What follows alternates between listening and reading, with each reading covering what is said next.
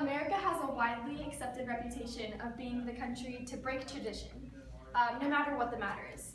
Other countries may view this as unprofessional or even downright appalling, but we as Americans view this as cultural building. We must have a vision, a goal, a dream to pursue, to do whatever it takes to attain.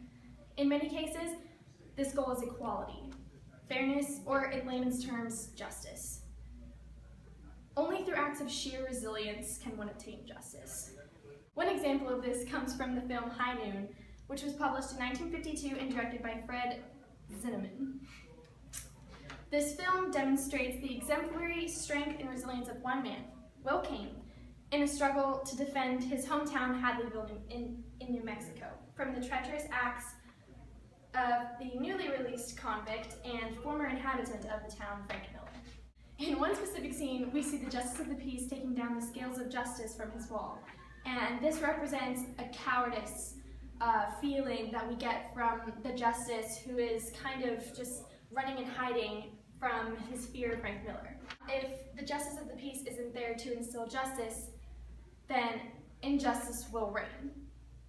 In order to keep from this injustice taking over this town, Will Kane represents a resilient character, and he brings justice back into the town, and in the end, this act of resilience on the part of Will Kane contributes to the restoration of the fair living and justice in Hadleyville. Another fine example of the results of these resilient acts is reenacted in the documentary America, the Story of Us. Season 1, Episode 2 is called Revolution. It was published in 2010, and this documentary expresses the dire need for strength and determination during a particularly significant time of struggle in our country, otherwise known as the American Revolution. During this time, American colonists were battling not only against the British Redcoats, but the extreme injustice brought upon them by the King of England. There were extreme taxes that were put on all sorts of necessary goods. They exploited the colonies and took all of their resources.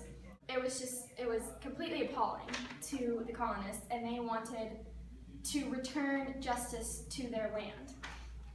Without the remarkable bravery and ingenuity demonstrated by the American rebels, the revolution would not have been successful.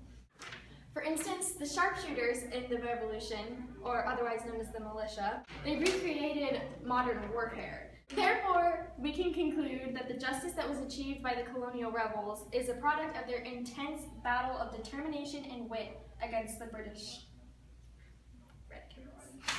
Furthermore, a third example of American resilience is beautifully illustrated in the death of General Warren at the Battle of Bunker Hill, which is a painting by John Trumbull in 1775, and which is right at the beginning of the American Revolution. Shown in the picture, rebel troops had to be extremely brave and loyal to their fellow colonists in order to prosper, although this may have been difficult at times because it required putting themselves in harm's way for the greater good.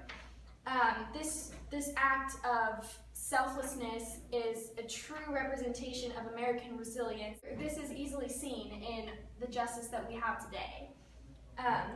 It requires an extreme amount of resilience to fight against mass opinion, against daunting opponents, against innate morals. But this struggle contributes to the inevitable justice that is awarded to those strong enough to maintain it. Although some might say that American strength and resilience is simply a show of self-righteous pride, it cannot be denied that it settles disputes and brings justice to those who deserve it. Justice may be preserved by those willing to fight for it. Otherwise, our great nation, built on the foundation of liberty and justice for all, would be utterly hopeless.